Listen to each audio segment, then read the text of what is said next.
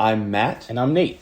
And this is Not Quite Religious, a podcast where a Christian pastor and former evangelical turned atheist have conversations about faith, religion, philosophy, and life while drinking coffee.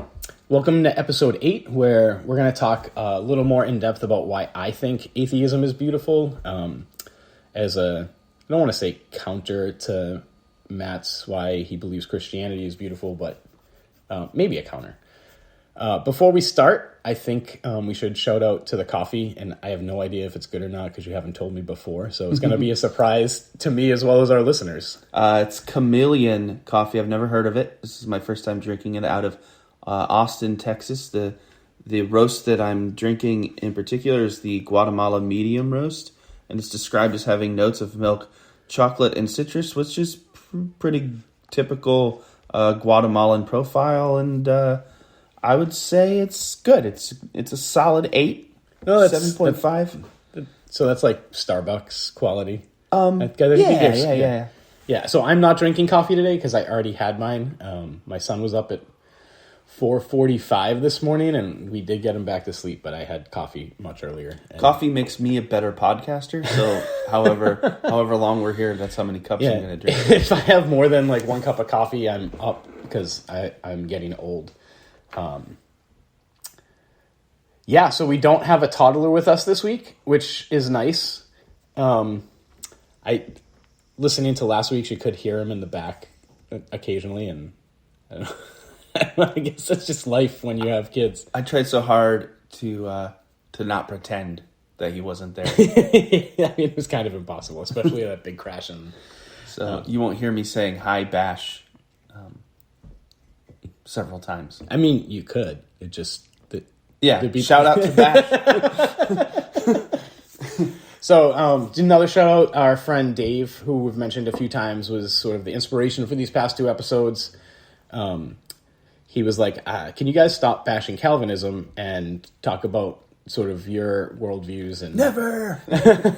And we were like, yeah, that sounds good. We might come back to Calvinism, or we probably will at some point. So I want to talk about why I think atheism is beautiful, and you're going to have to forgive me if I rant a little bit. We tried actually recording this episode last week with Bash, but he was not having a second episode. So the first thing I want to quote is an article by IFL Science, and the I stands for I. You can figure out what the F stands for, and the L stands for love, so it's IF Love Science. And it's talking about why you should have a physicist speak at your funeral. It says, you want a physicist to speak at your funeral. You want the physicist to talk to your grieving family about the conservation of energy, so they will understand that your energy has not died. You want the physicist to remind your sobbing mother about the first law of thermodynamics, that no energy is created in the universe and none is destroyed. You want your mother to know that all your energy, every vibration, every BTU of heat, every wave of every particle that was her beloved child remains with her in this world. You want the physicist to tell your weeping father that amid the energies of the cosmos you gave as good as you got. At one point, you'd hope that the physicist would step down from the pulpit and walk to your broken-hearted spouse there in the pew and tell him that all the photons that ever bounced off your face, all the particles whose paths were interrupted by your smile, by the touch of your hair, hundreds of trillions of particles have raced off of you like children, their ways forever changed by you. And as your widow rocks in the arms of a loving family, may the physicist let her know that the photons that bounced from you were gathered in the particle detectors that are her eyes.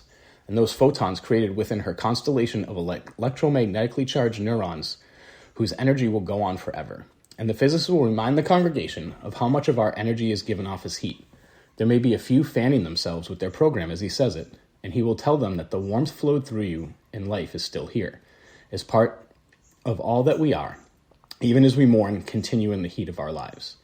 And you want the physicist to explain to those who loved you that they need not have faith. Indeed, they should not have faith. Let them know that they can measure, that scientists have measured precisely the conservation of energy and found it accurate, verifiable, and consistent across space and time. You can hope your family will examine the evidence and satisfy themselves that the science is sound and that they'll be comforted to know your energy is still around. According to the law of conservation of energy, not a bit of you is gone. You're less orderly. That's it. Amen.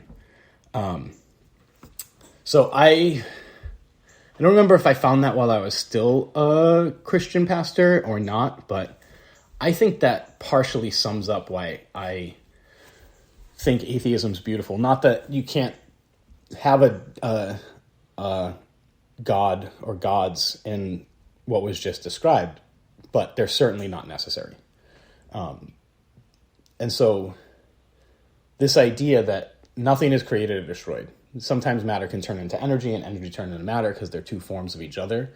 But like, that's it. Like, you have had such an impact on the universe that like light from your skin being emitted is infrared through heat is going to at some point be hundreds of billions of light years away. And every time that photon interacts with another particle, it affects the universe in ways that we can't even imagine. And to me, that's like so beautiful, so mind-boggling, so like transcendent that, you know, and this isn't like a Buddhist philosophy or, you know, some universalism that you go on forever. Like the article states, like it's verifiable fact. And I guess for Christians, the universe goes on forever with like a reset when Jesus comes back and creates a new heaven and a new earth. But for the atheist, the universe just goes on forever. Probably sprouting an infinite amount of baby universes as it goes into cold death. Yeah. I love that somebody decided to take that angle. Like, you should have a physicist at your funeral. And I imagine that would comfort people more or less than saying your loved one that died is in heaven. Or depending on your theology, and if they know your theology, that they're not in heaven. Good point. Because I think that's something that like I've never attended a funeral, nor do I know anyone who's ever attended a funeral where the clergy is like, well, that person's in hell. Yeah, no. I've never given one of those or attended one of those. Yeah, the Christian theology of resurrection is different than whatever theology or eschatology the supposed physicists would give, and that's pretty obvious. And the only thing I'd say about your thing with the universe is I think that the Bible teaches that the universe as we know it is actually going to be destroyed, in the sense that a new heavens and new earth implies something utterly mysterious. Yeah. What is that new universe? The only thing we really know about it is that it will be perfect. We don't know if the same physics will apply at all. Like the Bible, we assume that for some reason as Christians, but if you just reading the words of the Bible and taking them at face value, you have no idea what the new heavens and the new universe is. Maybe it's compatible with what you're saying. Maybe it's floating energies. And one more thing, I'm gonna reference what somebody I think is probably pretty obscure. Maybe some of you will know him. Miguel Unamuno is a Spanish philosopher at the early 20th century. Yeah, I've never heard of him. Christian existentialist. And he talks about that our consciousness as individuals is immediate to us, regardless of whatever myths or legends we might have to soothe ourselves. At the end of the day, it's actually really difficult to imagine myself as non-matter. Myself is pure energy. Like the question of whether or not that's me, in the sense that I've always known myself, is on the table. Existentially speaking, you can't really ever escape the problem or fear or reality of death except maybe psychologically. So your consciousness is not experienced by you instantaneously would be my first rebuttal. And that is because there is chemical reactions and electrons that need to travel a finite distance from one neuron to the next.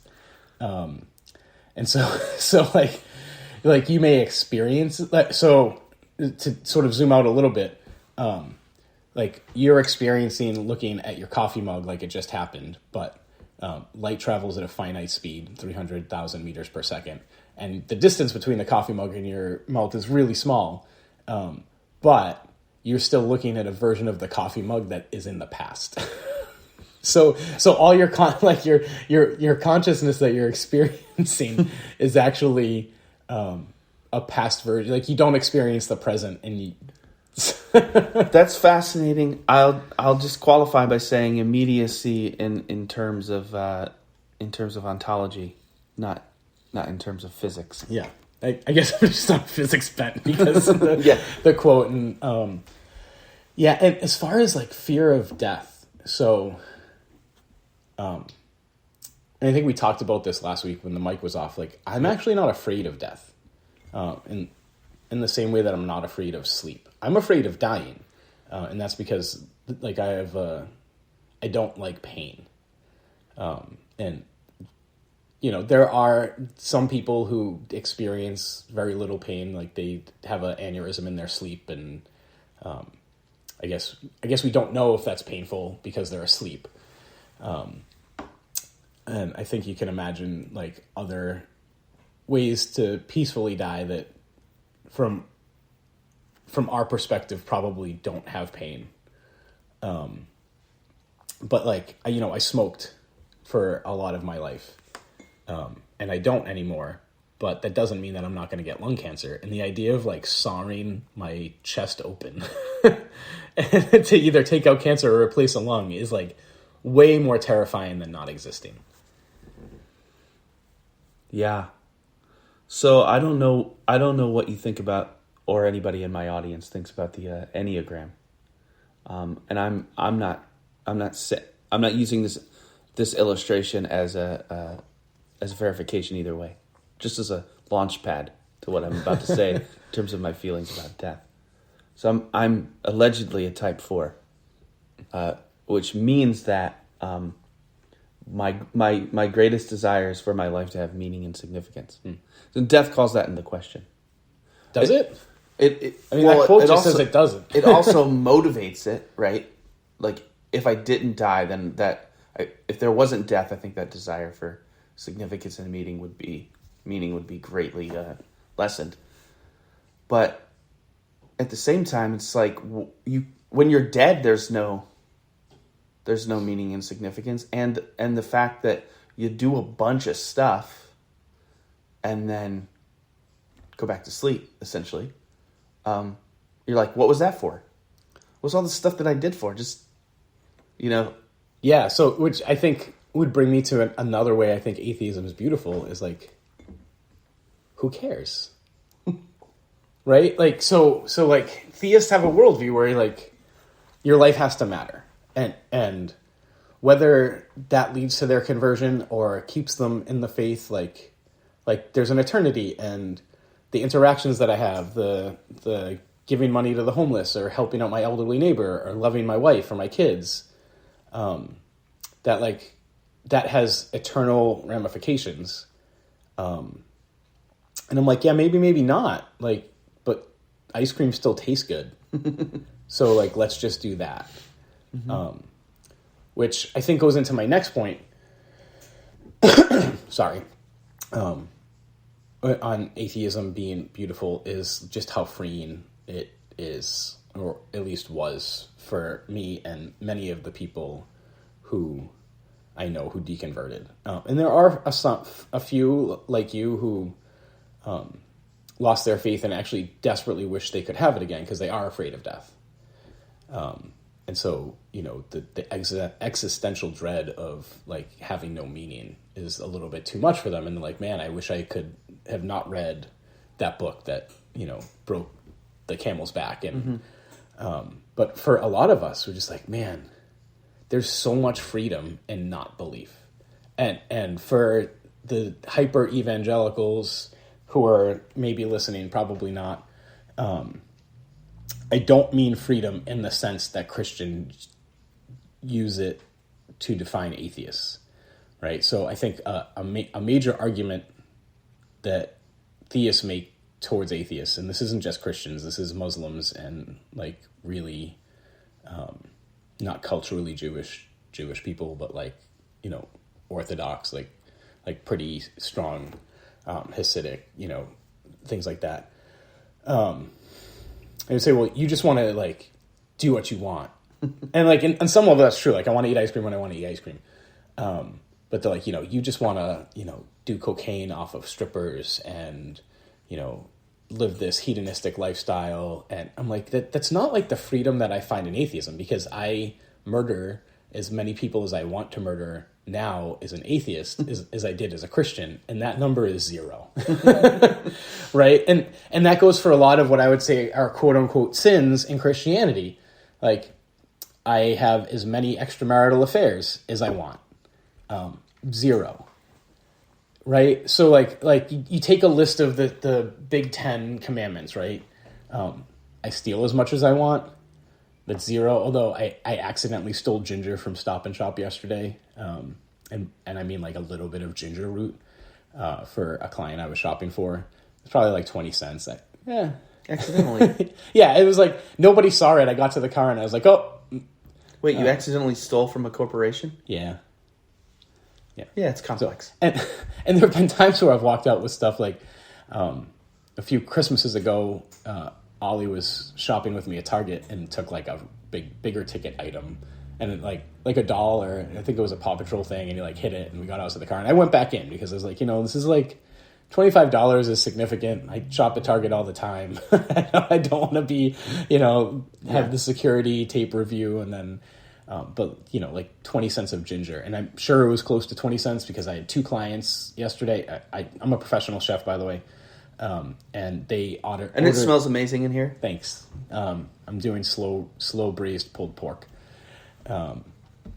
So they had the same menu items, and I needed ginger for both of them, and I shopped separately to not confuse them because they pay for the groceries. And the first person's ginger was 12 cents. And the second person got roughly the same amount of ginger. So somewhere between 12 and 20 cents I stole. But in general, I'm stealing as much as I want to, which is 0. I'm, I guess maybe coveting. I don't know. Like I like some of my neighbors' houses. And I'm like, man, I wish I could have that. But I'm not plotting to like take it over. So like...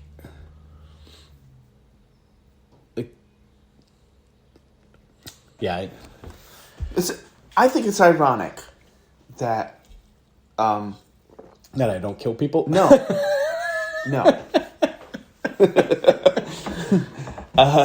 I think it's ironic that Christians' argument against atheism is that it leads to hedonism, because I think that a Christian always has the Jesus died for my sins in his back pocket.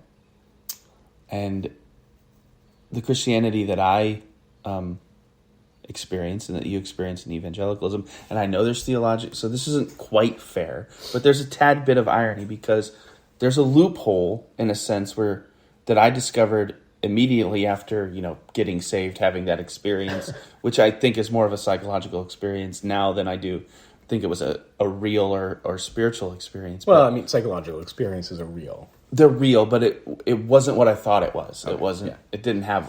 It wasn't as imbued with as much meaning as I thought it was. But, my first question was: so Jesus forgives me all of my sin if I just say this prayer. Now I can do whatever I want, and I found that problematic. Yeah, I think at least a lot of the Christians that I know who are pastors would say, "Well, you're not a Christian if that's your mindset, right?" Right. But then if that's already not your mindset, which is your point, then why become a Christian? Right. Yeah. If you need Christianity in order to be a better person, and you're person B, and person A doesn't need Christianity in order to be a decent person, then that says more about you than it does Christianity. Except Isaiah says your righteous deeds are filthy rags. And there's no one good, no, not one. I mean, that's an argument from... That's a faith claim, right? That's just like a bare assertion. Yeah, right. It's either, like, okay, fine. You either believe it or you don't. Right. Like, there are people listening who are like, well, Nate's just a fool, regardless of how much physics I know, because the fool says in his heart there is no God. Right? Right. Yeah, so, back to, like, freedom, like, not defined by the Christian sense of, like, I can go sin as much as I want, but I have what they would call some very sinful lifestyles that I don't feel guilt or shame about. And one of that would be, I live with my partner, and we aren't married, and we had a baby, and the baby was not immaculately conceived. Okay? So there's one. I also, before I met Shirley, was married and got divorced, and we were married as Christians, and Sarah decided she wanted a divorce and left. And so me even getting another partner, because I made a covenant to Sarah before God in a church with lots of congregants, verifying said covenant, would also be considered by many Christians to be a sin. Now, you could make the argument that there was justification for the divorce in that I was not a believer. So it seems that even Paul has different rules for marriage between a believer and an unbeliever. And I wasn't the one who left, but I've also heard arguments from pastors who are like, even if the other person leaves, you can't do anything. Now, I don't feel bad that I'm divorced. I have so much joy with Shirley that, not to speak ill of my ex, but we didn't have the same relationship that I have. Like, especially at the end, there was no more joy. There was pain and heartache, and it was like bad for the kids and bad for my mental health and bad for Sarah. So like staying in that, and this is where I think the atheist can find more freedom, getting out of that situation is like good. Like it's good that like to not be in an abusive relationship, to not be and that doesn't mean just physical, like emotional gaslighting, spiritual abuse, like leaving that and not having guilt or shame or worldview and leadership telling you that you have to stay in it. Like that is beautiful, that you can walk away and you can try to find meaning in your life and happiness in your life when situations are awful. Like we cut off toxic people in friendship circles, right? Like you've talked about how your Facebook feed is a little bit cleaned up because you've cut off some toxic people. Whether they're atheists or Christians, I've cut out toxic people regardless of where they stand politically. And I actually have some friends on Facebook who are so different theologically and politically that we have like public debates. And I have some of my other friends messaging me like, why are you friends with those people? And I'm like, well, because like there's more than just their politics, and I've known them in person, and yeah, we're bantering, and yeah, we completely disagree with their views, and I think what they're saying doesn't make sense, and they also feel the same, and I'm sure that they have people on their Facebook who are like, why are you friends with Nate? Like, that guy's toxic. So anyway, we can cut out toxic friends and toxic coworkers and toxic bosses. Like I left a toxic job. But for some reason within religion as a whole, you can't cut off a toxic spouse. That makes sense, and I don't disagree with anything that you said at all. So it feels like as this podcast goes on that it's less and less about an atheist and a conservative, it's less about an atheist and an evangelical debating theism or Christianity, and it's more about like, wait, why does Matt, who claims to be a Christian agree with almost everything that Nate said. And next podcast, I think we will disagree. Probably. But there's a lot of room, I think, for me to have to explain my theology, because I think that if you're in a toxic relationship, you should leave it.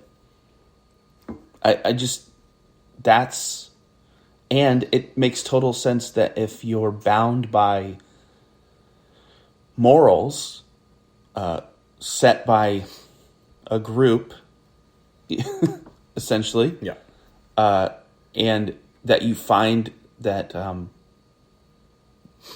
in atheism that you're not bound to that group, therefore you can leave those toxic relationships. Yeah, that sounds like freedom, and the opposite of which is sounds like hell. And I know some Christians who I think have held on to that kind of hell for a long time, but actually, you know what? People that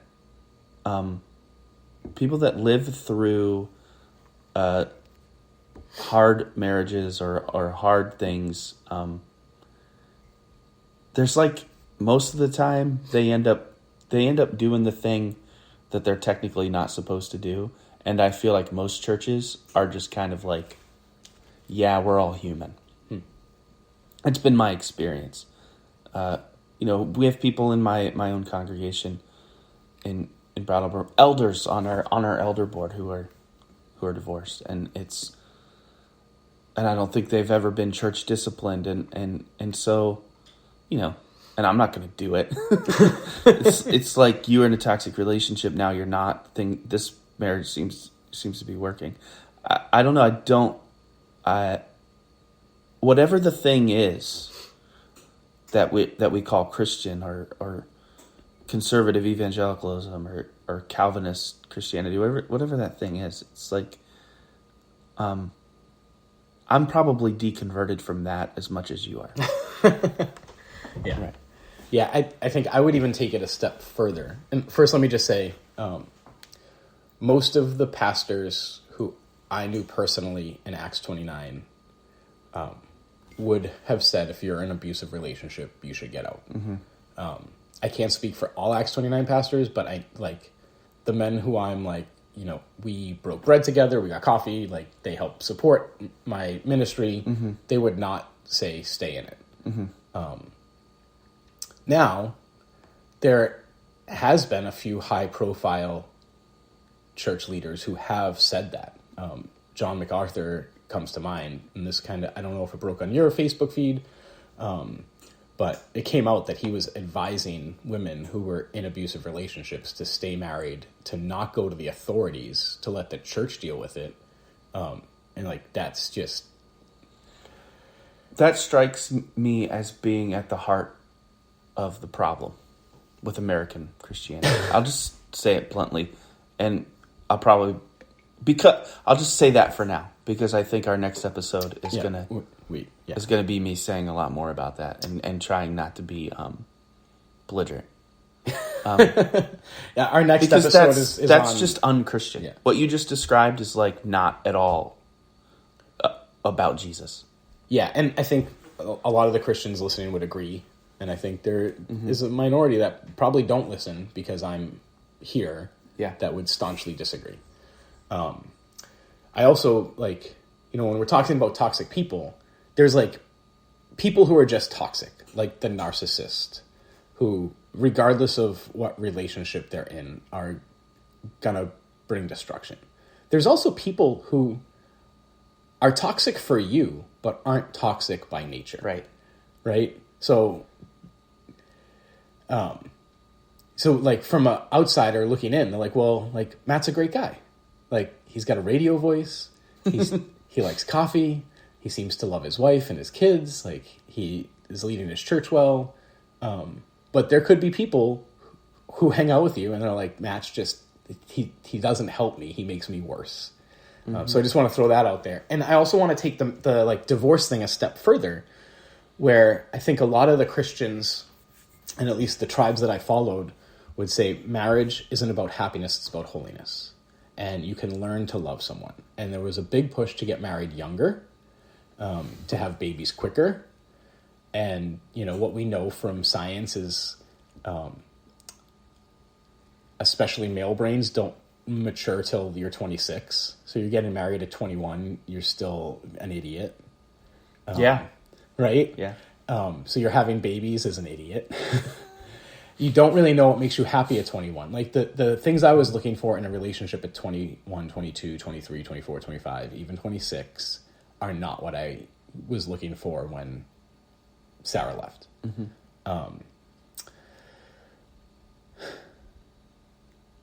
So with like the atheism and divorce being okay, like if you're in a relationship that doesn't make you happy, and this life is like short and it's fleeting, right? And like that's one of the complaints in the poetries that we were talking about a few episodes ago, right? Ecclesiastes, like you wither and die. You're like the grass of the field. Like you're here 1 second, you're gone the next. Yep. So like, why should you, if you loved someone and then you don't anymore, why should you stay in it? Like you're lying to yourself, you're lying to them, you're making everyone more miserable. Why should marriage be about learning to love somebody instead of like, this person fulfills me, they make me a better person, we're a good partnership. We might not get along all the time. We probably have fights and disagreements, but on the whole, like my life is more fulfilled with them. Now you're in a relationship, in a marriage, and you're like, my life is less fulfilled. Mm-hmm. Atheism says like, okay, like go get fulfilled. And I think that is beautiful. Now, I think a lot of Christians are going to disagree and say, no, the beauty is in the holiness. And I guess like that's just a fundamental difference in worldview. Where like that's stupid. Is that a Keller thing? That marriage is about holiness and not happiness? Was that what probably like his basic thesis he wrote a book on marriage? Yeah, probably. Is that where you're getting that from? Probably. Yeah. I think Piper would also say it. No. Yeah. Although his son would not. His son's on TikTok. I don't know if you're on TikTok. Mm-hmm. His son is an ardent atheist, and quite often like argues with his dad on TikTok. Not in this sort of format. He's just like, my dad gave a sermon and I think it's stupid. He trolls his dad on TikTok, basically. Yeah. No, what were we just talking about? Marriage being about holiness or happiness. See, I think everybody knows that marriage is going to have conflict, right? Everybody knows that it's not that it's work and that it's hard. And I think to some extent you're trying to make something work it's not going to work on its own. It needs to be fed, so there has to be a covenant and commitment. Otherwise, every time you get mad, you're just going to be like, F this isn't worth it. And so that commitment's there. But you also, the thing about marriage is, I've been married for 12 years, is you never know. People change. Yeah. You don't, the person that I married 12 years ago isn't the person that she is now, vice versa. I'm not the same person. And thankfully, we still like each other. Mm-hmm. And we've learned more about each other, and we're committed to the relationship. And so that commitment to that relationship means that we're willing to work through things to get to the other side and learn to love the new person on the other side, which that way of looking at it, I think, is beautiful. And so that commitment there, but it isn't black and white. It isn't like you're either flippant about it or it's all based on holiness, and it's all about this covenant, and you have to stay in toxic relationships because somehow that's beautiful. There's a lot of I think gray area between those two. And the other thing is like something about the beauty of commitment gets a little bit unbeautified, I'll say, by stamping it in stone, by making it a matter of duty. Yeah. You got to be careful when you make things matter of duty, because when you make things a matter of duty, you imply that it's not something you want to do. Right. So as soon as you start talking about marriage's holiness not happiness. You're already subtly implying that it's about duty, which means that you're subtly implying it's not fun. Yeah, it's about your obligations and not about the whimsicalness of relationships. It's more like marriage is fun in the same way that working out is fun. Is that it's good if you do it. And if all you do is think about how you should do it and you don't work on, you don't work on your body, you don't work on things. Yeah, and then it's not fun at all. Yeah, I'm also not saying that the second your marriage is like a little rocky, you should get out, because like there's a lot of scientific studies that show, working through conflict actually draws people closer. And yes, but at some point, like when Sarah left, we probably should have divorced like 3 years earlier, and actually probably earlier than that. We probably shouldn't have got married. And I did get her permission to mention our divorce, like, okay. And like told her generally what we're talking about. Well, like the day I proposed, I thought I probably shouldn't propose. And like, that's a bad sign. But the church had pushed me towards it. The church had pushed her towards it. She had almost broken up with me, like 2 months before we got married. Like, right, but because we were taught this idea of marriage is about sanctification and not necessarily your happiness, but your holiness, and that you can learn to love someone, and that learning to love someone is way better than falling in love without actually knowing them. We're like, okay, let's do it. And like that just set up like, again, like, I don't think I'm a toxic person. I don't think Sarah is a toxic person, but we were toxic to each other, and that theology was toxic to us. So getting out of that and finding atheism, or having atheism find me, like very much C.S. Lewis, like the hounds of heaven were chasing him and he eventually gave in. The hounds of atheism were chasing me and I eventually gave in.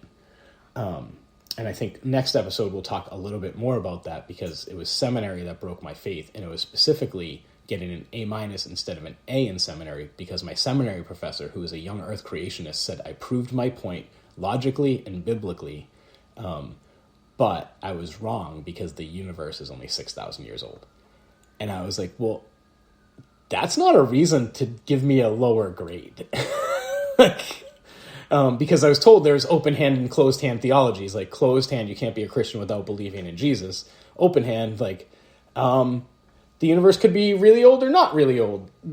And I know young earth creationists would say that's a closed-handed issue. But at least at the seminary I attended, it wasn't. Like, I didn't have to sign a document, like in the articles of faith that you had to sign and say, I believe these things. It was like, you can't have an extramarital affair, you can't get drunk, you can't do drugs, you can't murder, you can't, right? It never said, and you have to believe in a 6,000-year-old universe. But my grade was docked, right? So it's like one of the hounds of hell, I guess, is starting to chase me. And you add up enough of these experiences and, like, it collapses. And so that's why I think atheism found me more than I discovered atheism. And once it did and the scales fell from my eyes, I was like, oh my gosh, like the world is so much brighter now that I can see it for what I believe the reality it is. From your perspective, I can sympathize and identify with that. And I think in my own way, I've had a similar experience. I've escaped the same culture that you have. I escaped the same world. I'm out of it. It doesn't bother me. Not totally. I'm comfortable with where I'm at and with who I am, but there's still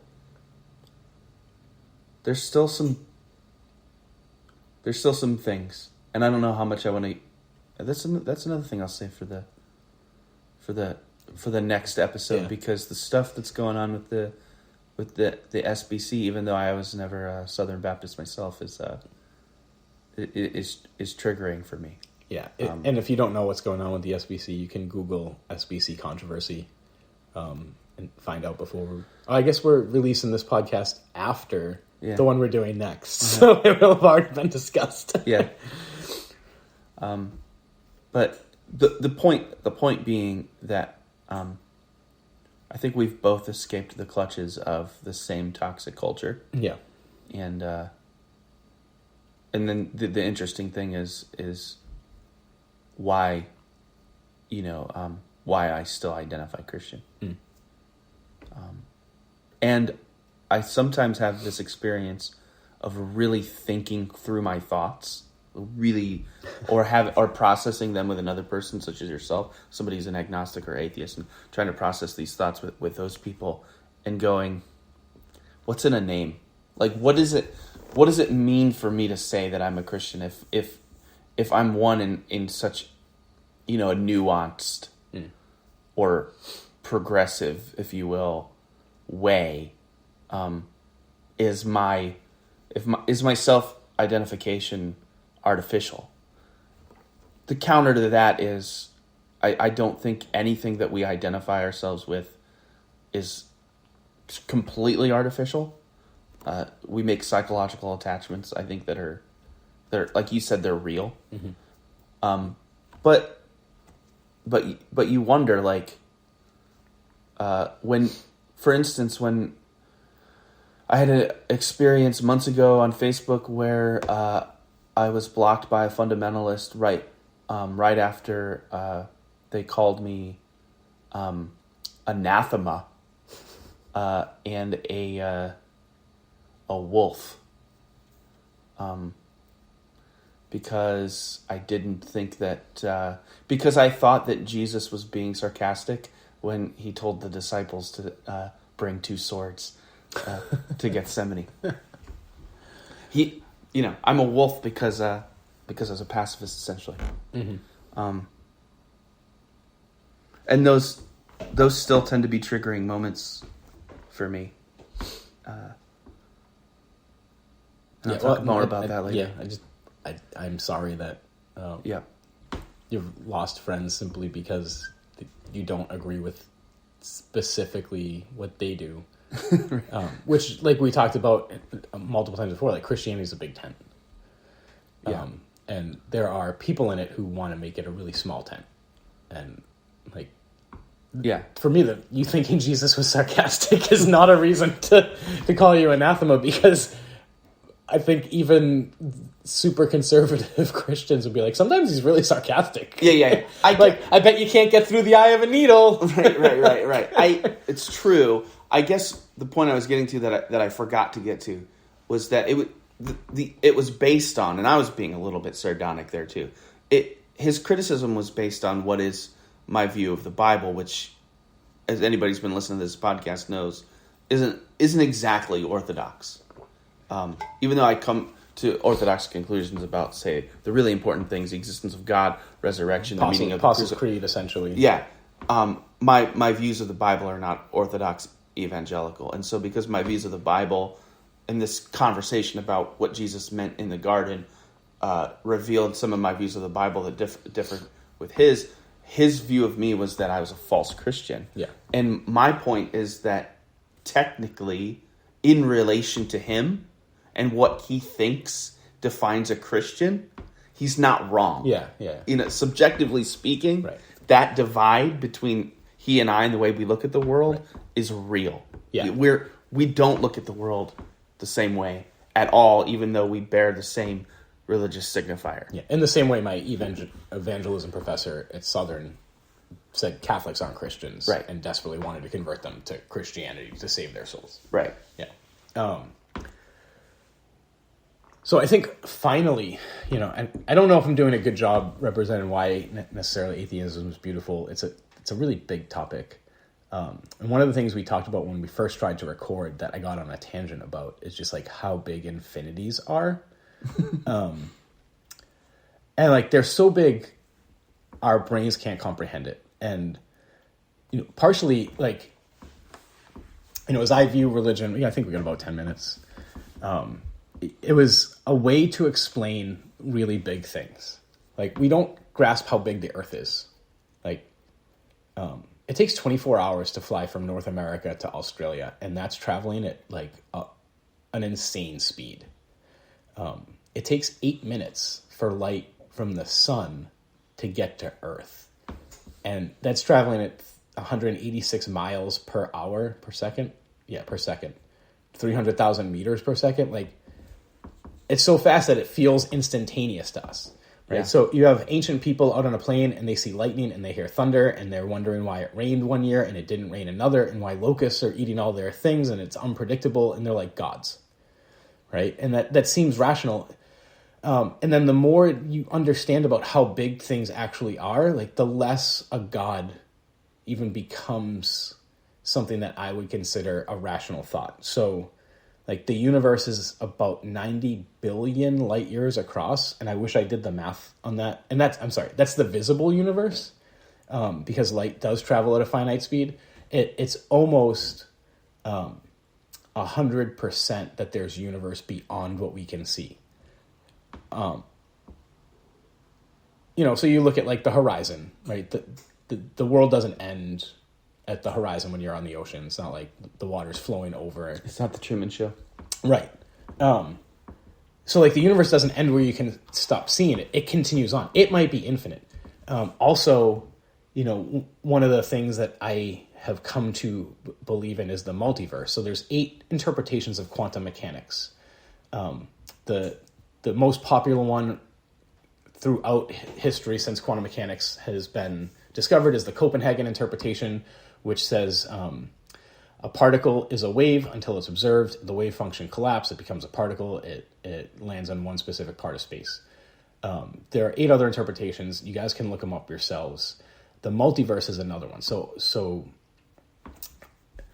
how to explain this quickly? Electrons have spin, 1/2 or -1/2. And what that means is, like, if you were to spin a basketball, mark it with an X, spin it around, when it spins and comes back to this, the X comes back to the same spot in your visual thing. It's a spin 1. Well, an electron has a spin 1/2, which means it has to spin 2 times around before that X comes back to you. Like, that in and of itself is, how does it have to spin twice before it comes back? Spin -1/2 means it spins in the opposite direction. As an atom decays, radioactive decay, it can shoot off an electron, like a neutron decays into a proton, an electron, and a photon. That electron that has been spun off from the neutron has either spin up or spin down. Okay, it's 50-50. You could flip a coin. Once we measure it, we know if it has spin up or spin down. But before we measure it, its wave function says that it has both or neither, depending on how you want to read the wave function. So the Copenhagen interpretation would say, once you measure it, it always had a spin 1/2. We just figured out when we measured it, the wave function collapsed. The multiverse says it literally splits into 2 universes. One where the electron has spin up and one where the electron has spin down. And that's happening for the trillions upon trillions upon trillions of particles in the universe all the time. So if that electron then smashes into a proton and a photon and becomes a neutron again, and then decays, it's another universe. So, like, you think about how many particles there are. It's like as close to infinite as we can. I mean, we can't even think about numbers that big. So essentially, like, there's an infinite amount of universes that are constantly splitting. Veritasium, which is a YouTube channel I follow, has something from this. Lawrence Krauss's Universe from Nothing. The Beginning of Infinity by David Douche, and another book called The Island of Knowledge, for those who are interested, all explain how this is experimentally verifiable, we think, with current. It wasn't experimentally verifiable when they came up with the Copenhagen interpretation. It seems like it's actually experimentally verifiable. So, now you posit this God who is far, far away, or in everything, depending on how you're looking at it, like if it's a panentheism, or if God's, like, way off in heaven, like the Michelangelo paintings looking down. You have an infinite amount of universes, all dividing all the time, never stopping to divide. You also have a universe that is potentially infinitely big, that is also infinitely dividing. Like, that's so much more beautiful to me than a God. And it's like you can't prove God exists, right? And I think a lot of Christians would say that the burden of proof is on me to prove he doesn't exist. I think infinite universes proves pretty drastically that he doesn't exist. You don't need a beginning. There is no end. Everything like multiplies exponentially. And like, it's mind-boggling and beautiful. And like, even if none of what I just said about the multiverse is true, the universe is going to continue on forever. Like, there is no end to it. So it is like, it will be infinitely old at some future point in time. Infinitely old. Yeah. And so like, we have a problem. Part of the reason I think like things like the Kalam cosmological argument or Anselm's first mover have some weight is people are like, well, everything I've ever known has a beginning. But if the universe at some future point in time has an infinite past, there's no reason that right now it doesn't have an infinite past either. And we got into more of that the last time we recorded. We are running out of time. I would love to discuss infinities at some later point. Me too. Me too. And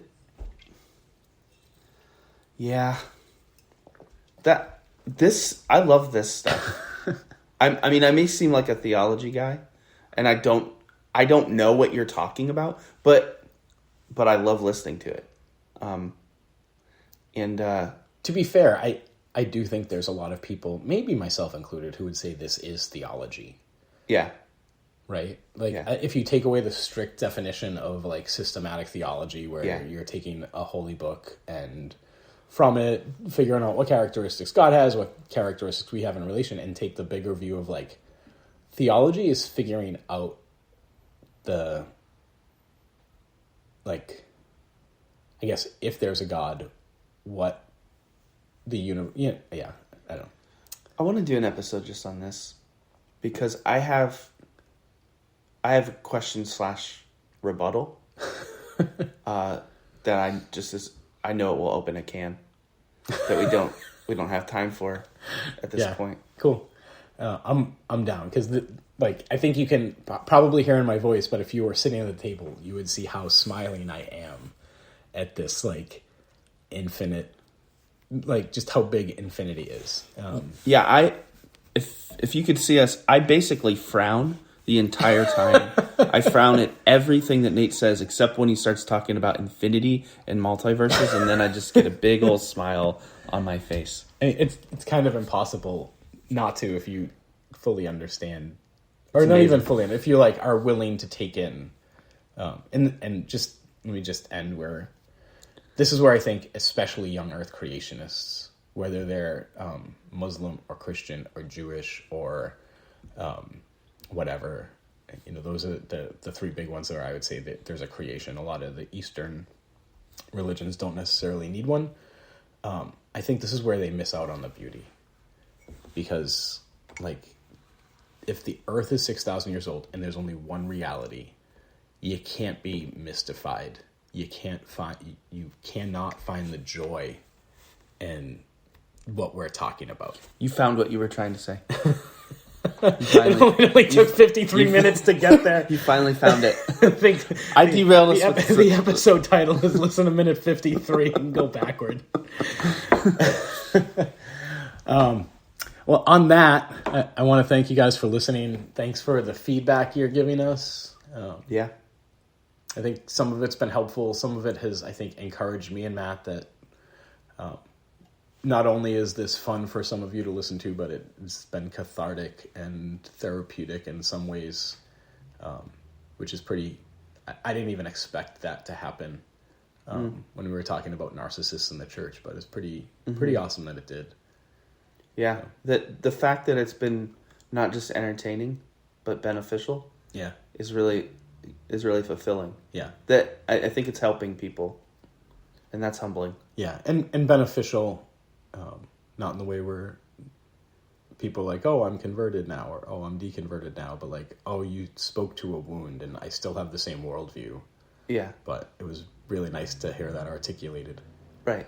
So, like to hear somebody who's a Christian express appreciation for you. or right, or somebody who's not a Christian, Yeah. express appreciation for something I said. Yeah. That's the good stuff. Yeah.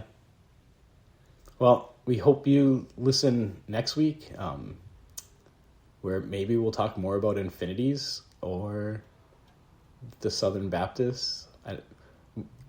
This is the first episode we're recording today, and we're recording our next episode on theodicy and the problem of evil.